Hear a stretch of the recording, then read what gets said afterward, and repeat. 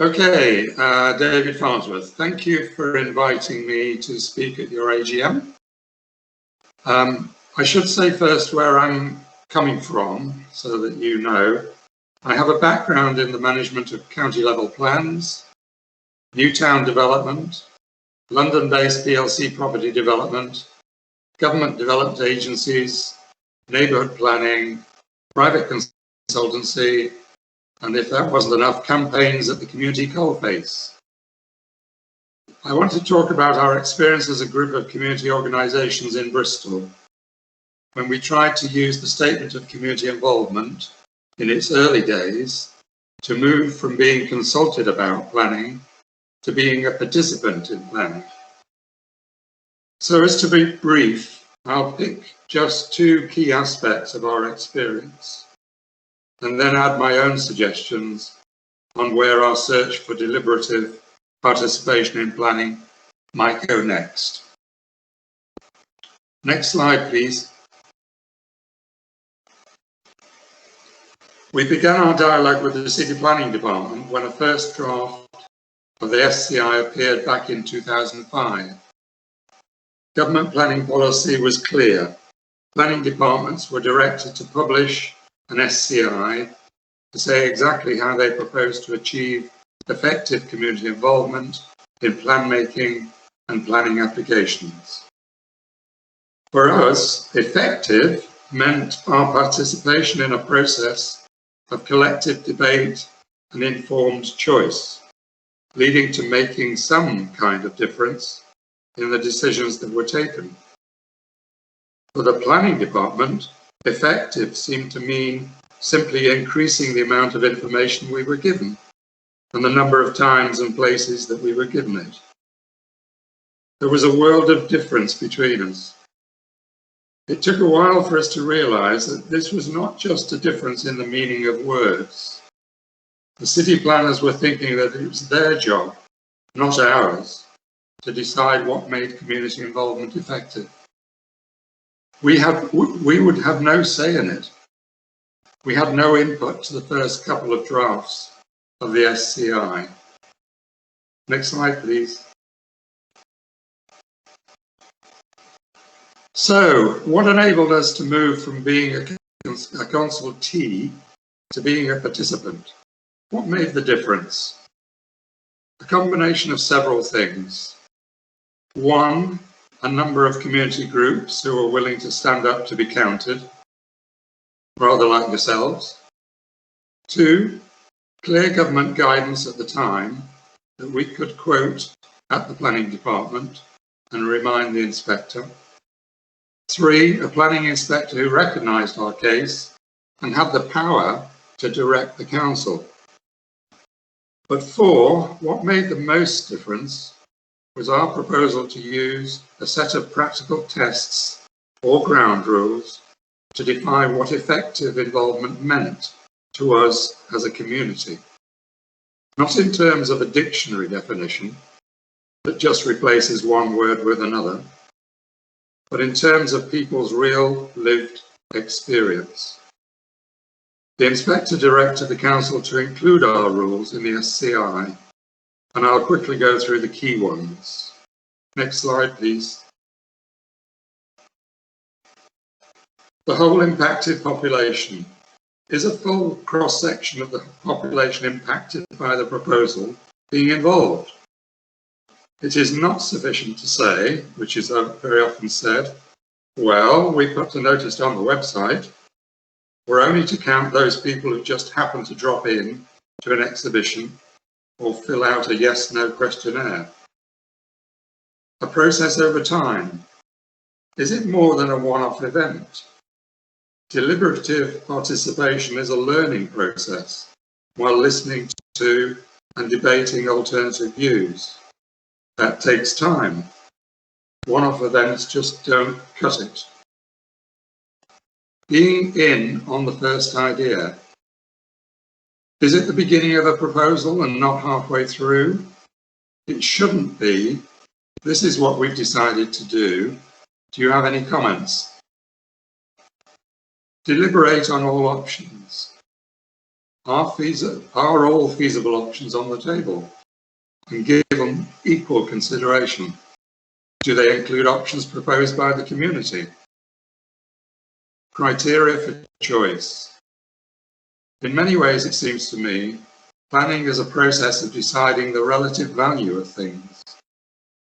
Are the community's values and criteria for choosing between options recognised as being as valid as those of planners or developers or politicians? Verify the record. Is an accurate record of the options and choices being made? Can the community sign it off? And finally, effect on the decision. Does the decision that is made in some way reflect the community view? And if not, why not? Some of these, by the way, have become fairly well used as criteria, but 10 years ago when we started, it was all very novel. Next slide, please. So, did having these tests for recognising what effective participation is and whether it was taking place make a difference? Have they taken us beyond consultation and towards deliberative participation? Up to a point. They have motivated developers and their agents to involve groups in pre-app discussion. They have mobilised development management case officers to connect with groups as part of their pre-app inquiry service. Our work at the examination has led to the founding of a community-driven network of groups across the city with volunteer administrators who organise contacts with developers and act as an information exchange for planning advice and best practice. But there are limits. Deliberative participation by the community still faces a culture that sees plan making as an exclusive planning authority job, not as a co-design job with the community. So what is the best route to find deliberative participation in planning? Where do we go next? Slide, please.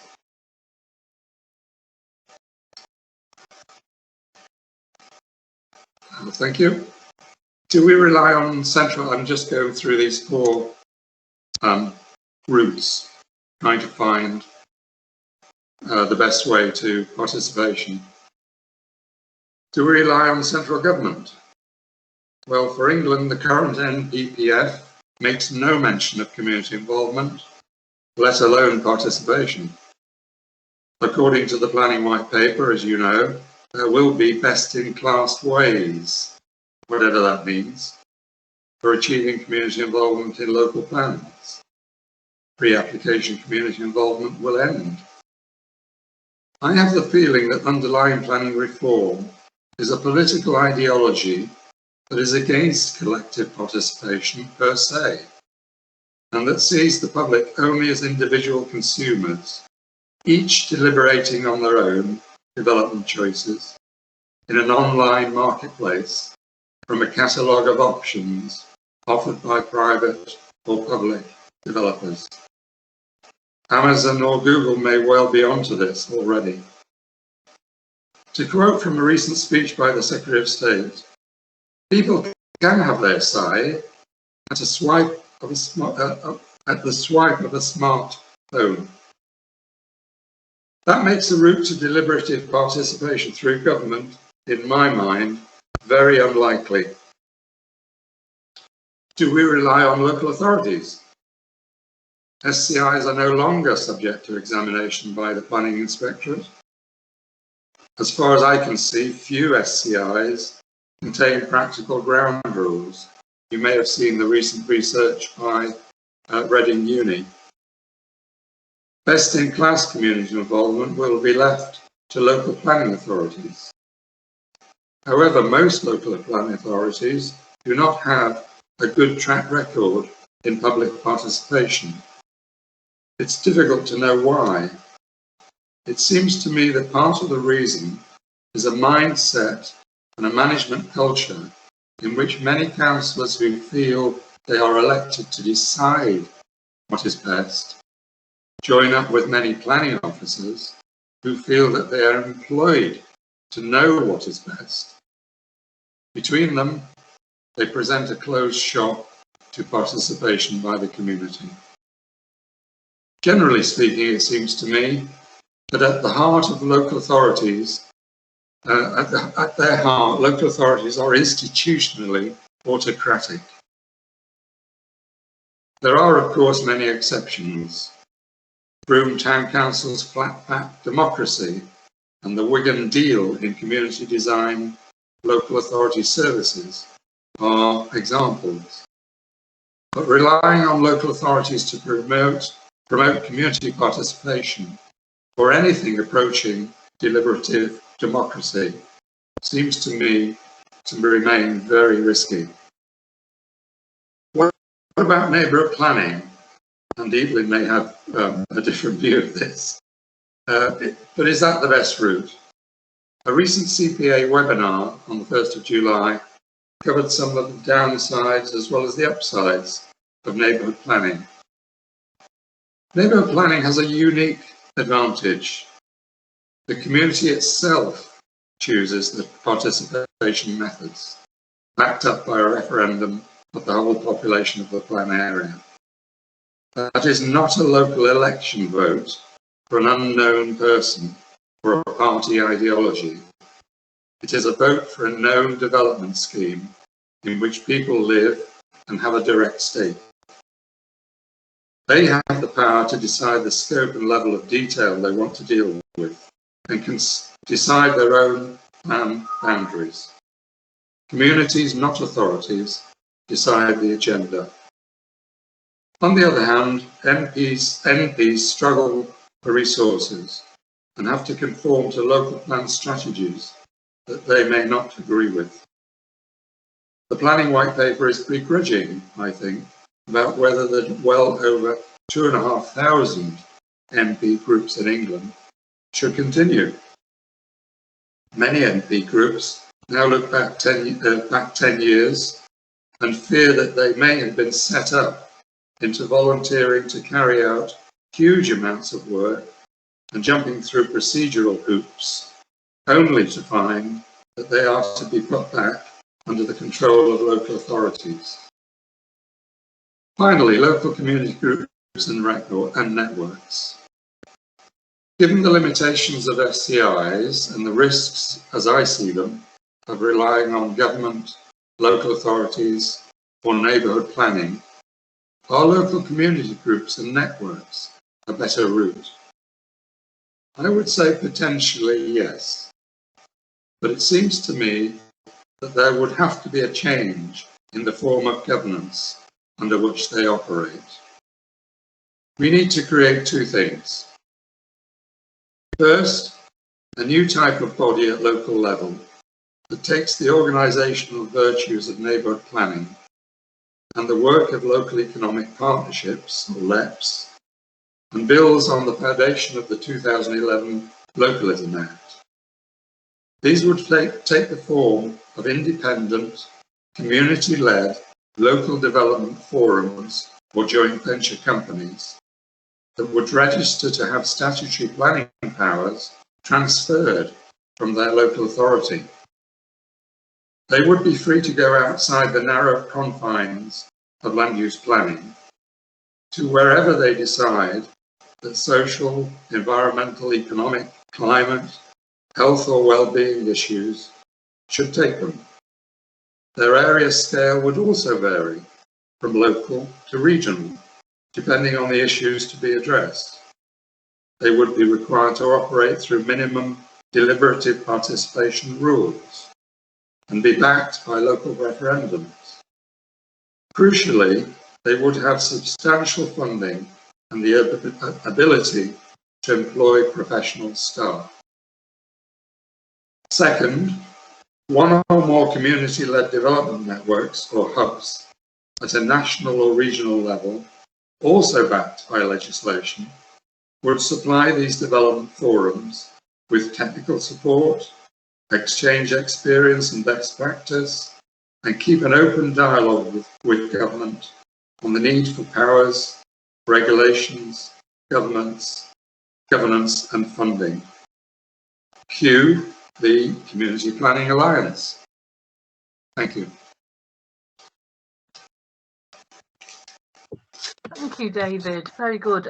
So we've got some time for questions. I'm going to stop sharing my screen and we can pick up on questions now.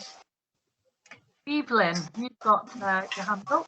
Oh yeah, okay, it's not a question really, but I can comment on neighbourhood planning, having done it.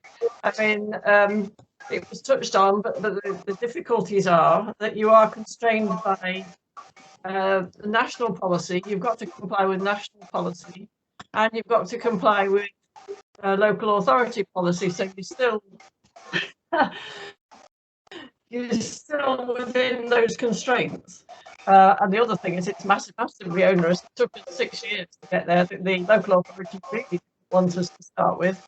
In the end, we developed a good relationship, but to start with, they were very antagonistic. And this point that they think they're paid to do this job and residents shouldn't interfere was very relevant in our case. So yes, I don't know. I mean, it is covered by the Local List Act, and there is grant funding which helps a lot. So we use that to commission studies, which that would be needed if you did it via another route. Thank you, Evelyn. Very helpful. Want to put your hand down, Evelyn? Simon, I think you've got your hand up as well. Thank you, Marge. Yeah, I mean, I'm not going to repeat the neighbourhood plan webinar, so you don't need to worry. But no, I mean, Evelyn's right. You know, we covered an awful lot of ground, and I know, David, we talked at the afterwards in terms of that. I've got two main things really, which is one, there is an enormous variation around the country in terms of the success or failure of the acceptance or barriers to neighbourhood plans. What is a national policy seems to have had an incredibly patchwork acceptance. I mean, and even down to the point now that over 30% of local authorities don't have a local plan, let alone neighbourhood plans. It's absolutely horrendous. So there's a major education job to be done. But my biggest issue, and you mentioned the gentleman earlier, I mean, Clive Betts, I mean, I appeared in front of his committee quite a few years ago now, which was into the effectiveness and the actual running of the MPPF. Which was a terrific piece of legislation, but completely and totally cocked up in implementation by what was then the Department of Communities and Local Government before it promoted itself to become a ministry. And Clive Betts' committee took evidence from across the board, from the Institute of Planners, from architects, from local authorities, from community campaign groups, and it was a very, very damning indictment, and the government kicked it into the long grass. And what have they just done with Clive's latest committee? Kicked it into the long grass again. Until the government is forced to actually act, we will be we'll be fighting against a current that we can't actually make progress against. And so we need to be very, very clear, and Rosie and I talked about this a while ago.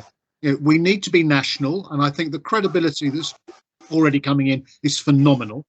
But we need to be national, and we need to be allied to all those other organisations, because at the end of the day, there's a group of people who run the country, who, if they decide to ignore us, will do so. So rather a statement than a question, but the question at the end of it, because I've got very practiced at doing this when people say, would you like to ask your question? My question to David is it realistic, David? Do you think we can actually get there? Shall I pick that up, Marge? Yes, please.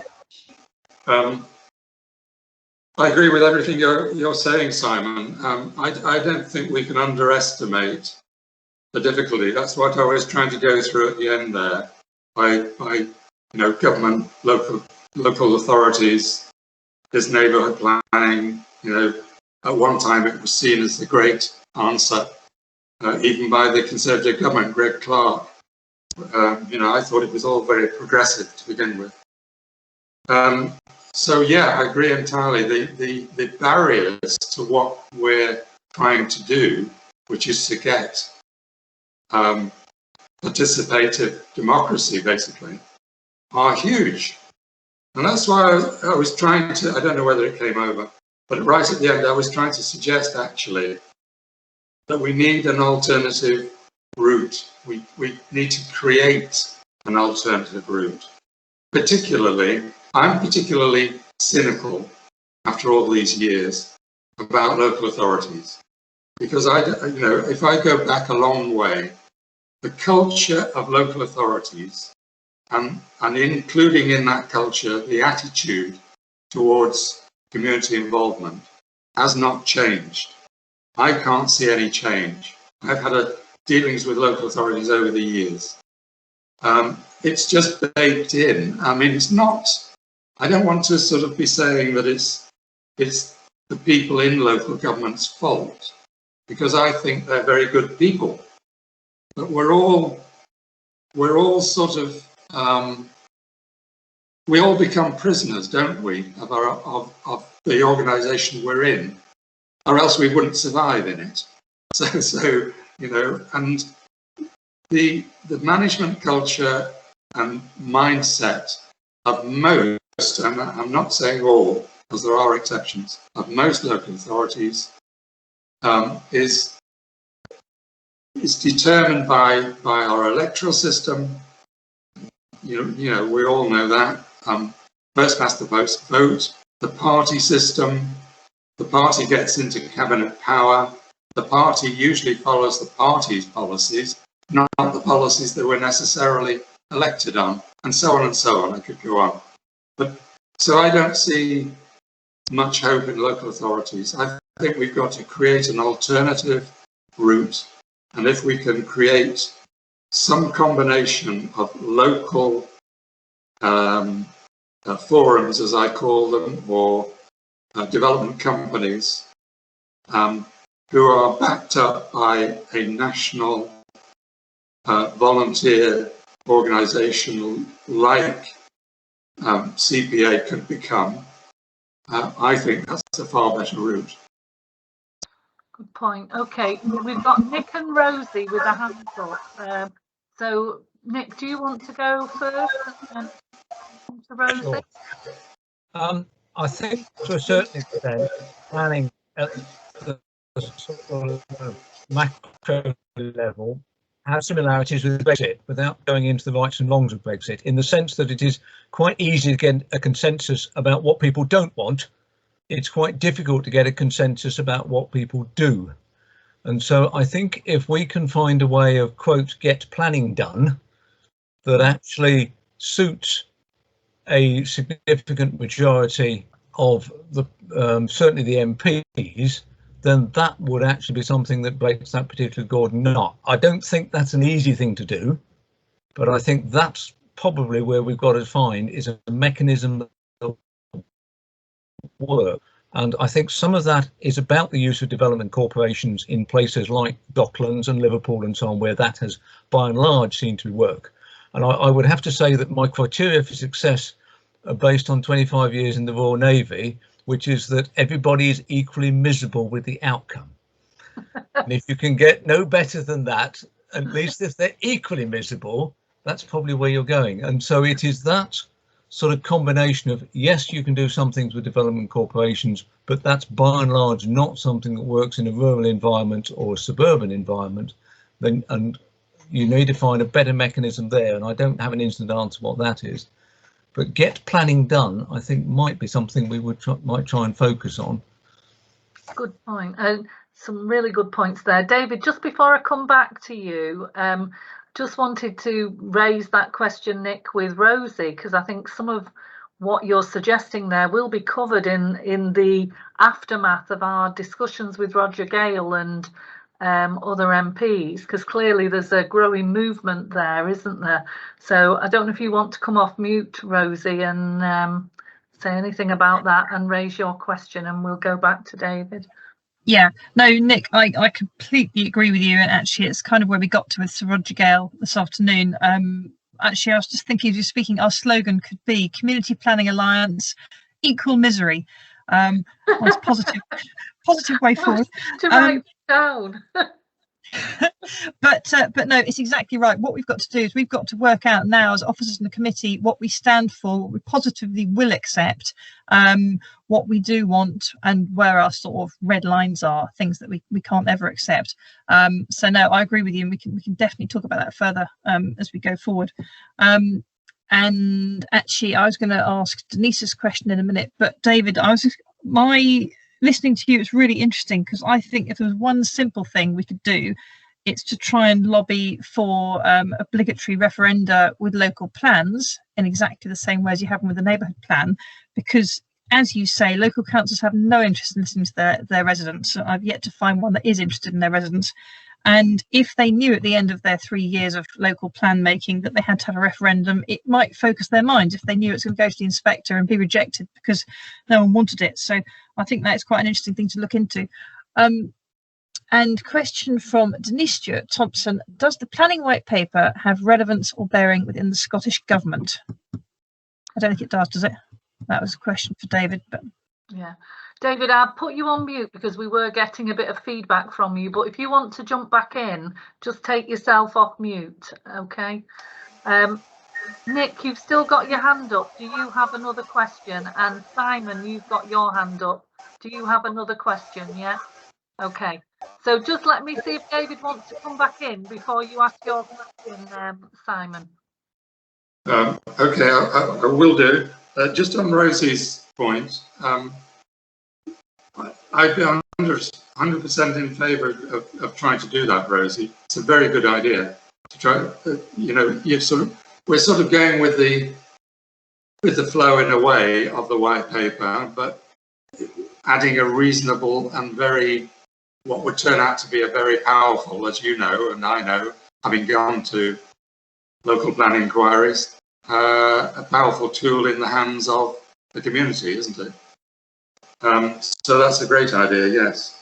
Just coming back onto Nick's point about the trouble I have with development corporations, Nick, and I used to work in one, is that they're, again, culturally and in terms of their sort of reason for being, they're not very good at community involvement.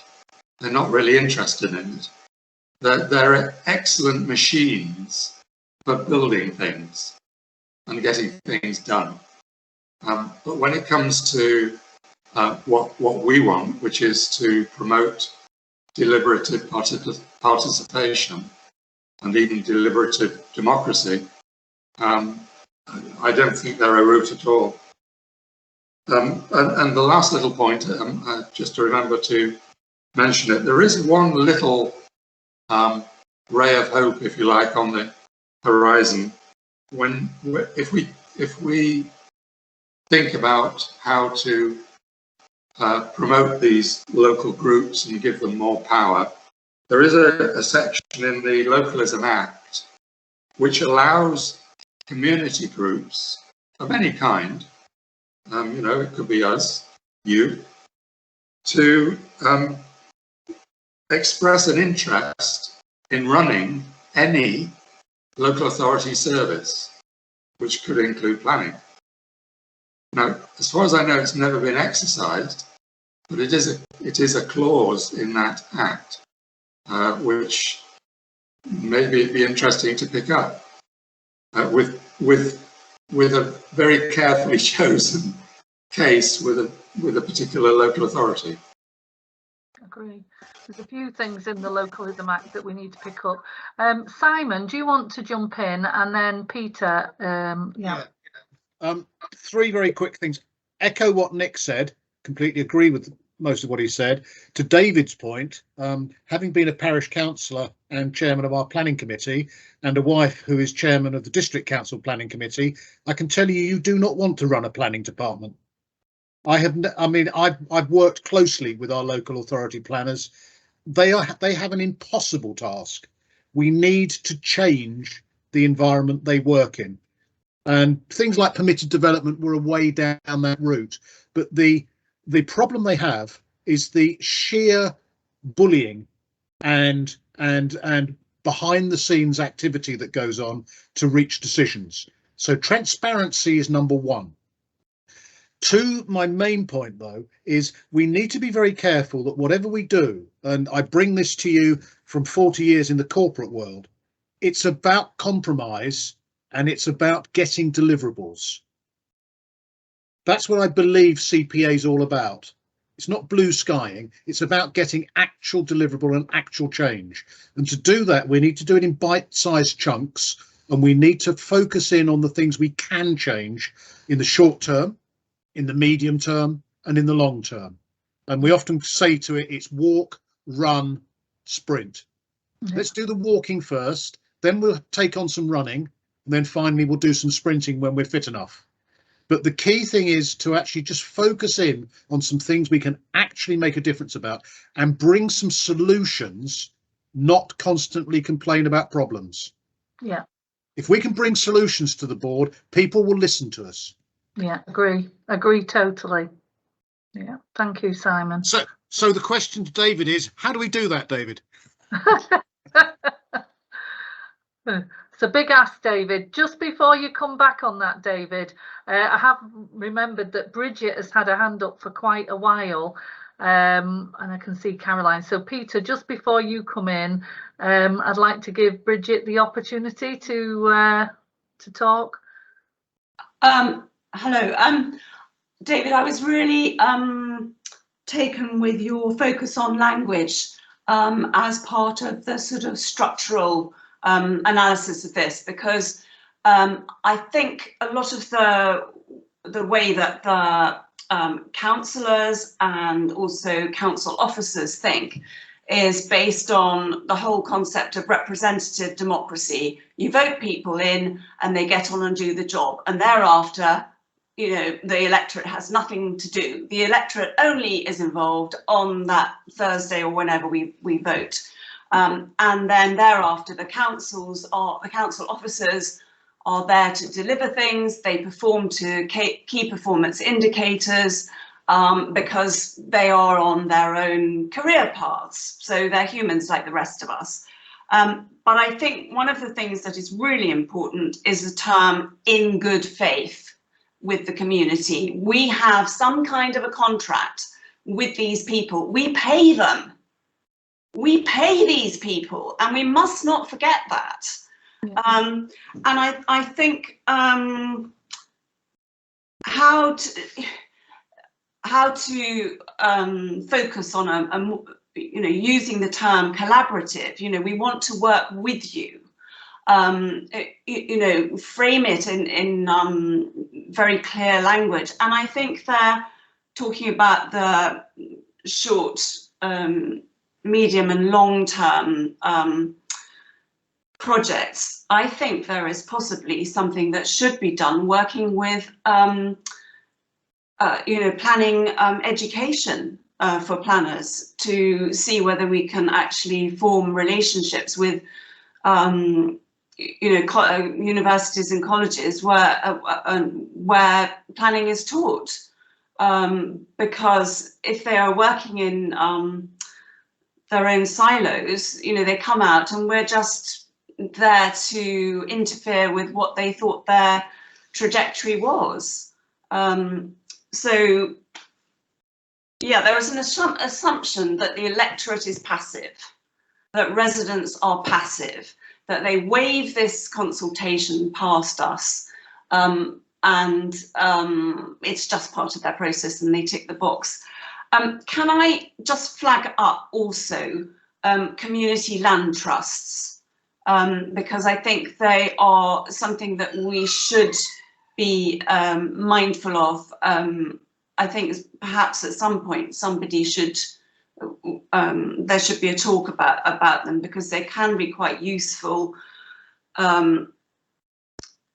methods of bringing in genuinely affordable housing, and it's completely controlled by the community, but it's something that not a lot of people know about. So that's my beef. Super. Thank you, Bridget. David, I know a couple of people have spoken, but do you want to come back in at this point before I hand over to Caroline, Peter, and then Caroline? I can do, yes. On Simon's questions, really, I entirely agree that it's going to be a question of small steps at a time, very carefully thought through, and maybe the ingredients of that would be something to do with neighbourhood planning, because although a lot of people in neighbourhood planning feel that they're still a prisoner of the system, if you like, which they thought they would not be, nevertheless, it is statutory, it has power, it has referendums and so on. Something built on that, something built on the Localism Act, something around creating local development companies. You know, instead of, I mean, a lot of this is politics and influence and so on. And it seems to me that even the simple step of renaming a local community group as a development company, it doesn't mean you change what you're doing, but it just has a bigger impact on the rest of the world and on politicians. And community land trusts, I agree with Bridget. So there are small steps to be taken. And by the way, I didn't mean to imply that my local forums or development companies would take over the planning function. I rather meant they would take over the bit of planning which is producing local plans. I'm not sure what would happen in my world to development planning, development control, which is a whole kettle of fish. But you know, I was just meaning the ability to produce statutory plans. And then coming to Bridget, yeah, the language is a fundamental problem. It always has been, and you know, the system and local authorities and the government just speak a different language. They don't speak plain English. And I'm afraid these days it's got worse because we can't even believe their own language, can we? We don't know what it means half the time. But it seems to me the big problem we've got with local authorities is, and this is why I'm keen to sort of, in a way, get around them, or almost get away from them, is that fundamentally they are elected to decide.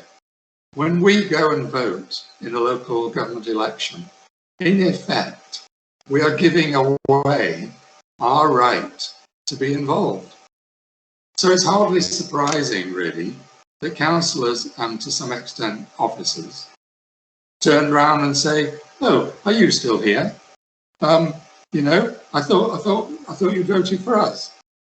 So it's very, very fundamental, and I can't see actually, short of this country totally reorganising, you know, our democratic system, which itself is not going to come about because it needs a majority in Parliament to do it.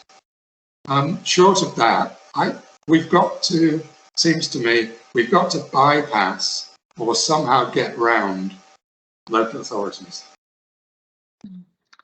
Some really good points coming out today, and I think there's some really important communications that we need to do. David, I'm just going to put you on mute again because, sorry, we're getting a bit of feedback from you. I think there's some really important communications that we need to get out to legitimise people's involvement in planning, because you know that, well, we've all been called NIMBYs, haven't we? And I think there needs to be some education, not only for councillors and council officers, but also for the general public, to almost give them permission to get back in there and, you know, get out and comment, because so many people feel that they don't have the right to do that. So I think there's a few things that we can work on there. I'm going to call in Peter and then Caroline. So Peter, do you want to jump in?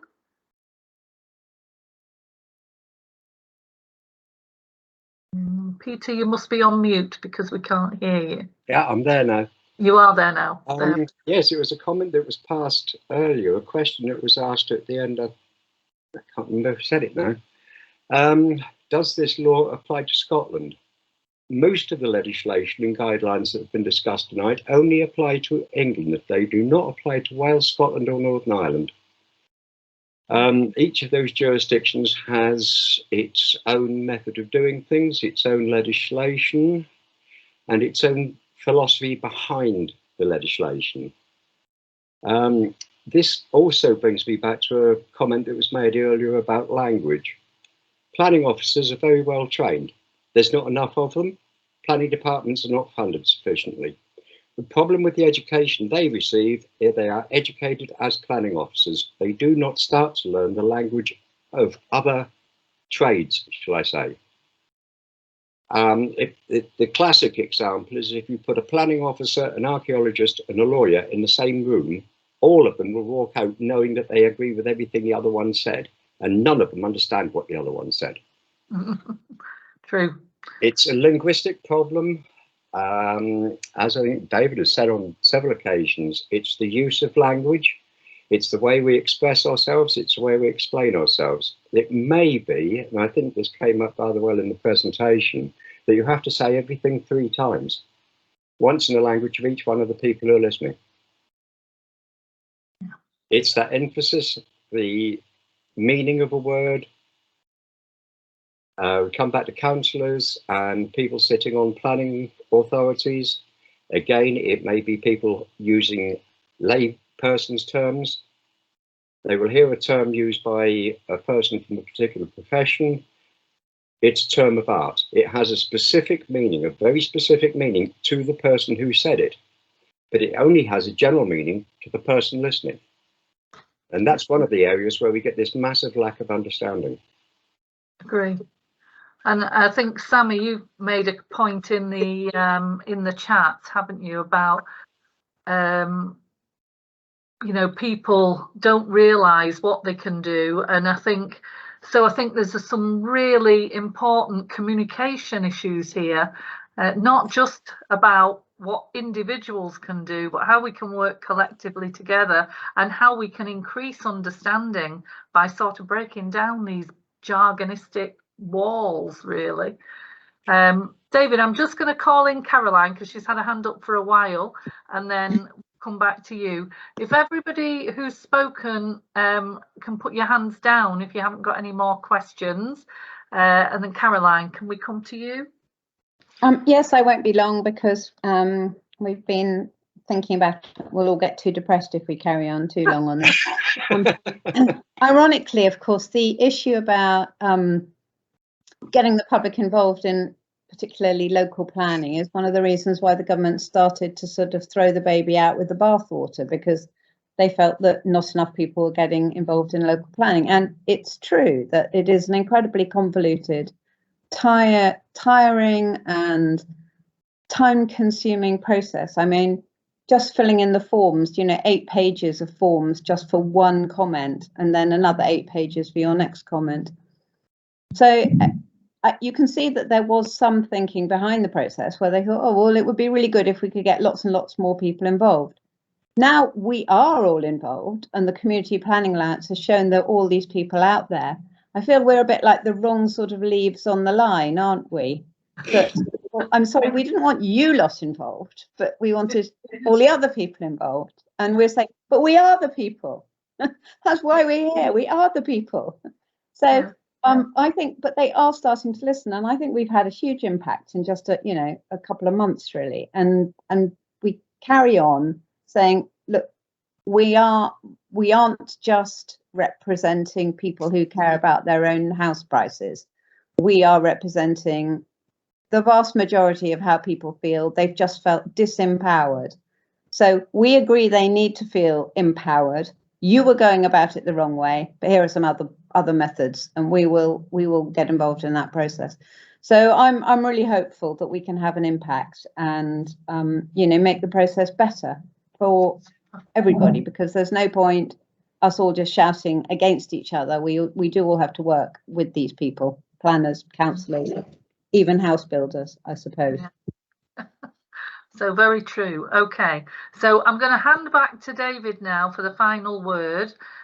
We are sort of at 20 past 9 now. So David, do you want to come back on those comments and have the final word? Okay, thank you very much. Just on Caroline's point, excellent point. Well, they're all excellent points. On Caroline's point, yeah, I mean, this could be another example of what Simon's looking. If Simon's looking for, simple wins, we could simply come up to government and say, right, we agree with your white paper search for a better way of doing local plans. And a lot of experience lies in neighbourhood planning, of course. Here's one with 20 pages. That's the plan. Simple. On Peter's point about language, it's a bugbear of mine, this language thing. I mean, the classic thing is, what's the difference between consultation, engagement, and involvement? I've no idea, except that none of them are participation. That's the only thing I know. And the reason, by the way, that we latched on in our SCI work in Bristol to get around that was the fundamental idea that nobody was defining what satisfactory participation meant to a community. And the ground rules, or those 7 things that I listed, is an attempt to do that. It's saying, if you don't see those 7 things, you're not participating. It's a fraud. It's whatever the words are. It's pretense. It's consultation is a pretense. Consultation is simply saying, we've done the plan. We're a bit worried about how to publish it and circulate it. So let's have a consultation to see if there is any buggers out there that are going to stop us. That's consultation. So rounding this off, I think what's come out of this for me, because I get a lot out of conversations as well as giving presentations, is the central idea that we all seem to be collecting around, and that is and it's Simon's idea really, to give him the credit for it. It's the idea of spotting small things that seem to be going with the flow to the people we're trying to influence, because that's how you influence people. But actually, we've sussed out that if we can get those small things, then that's going to amount to something that perhaps they never expected, but it will promote what we really want, which is deliberative democracy. Absolutely. Thank you so much, David, not only for your presentation, but for really generating some very interesting chats here at the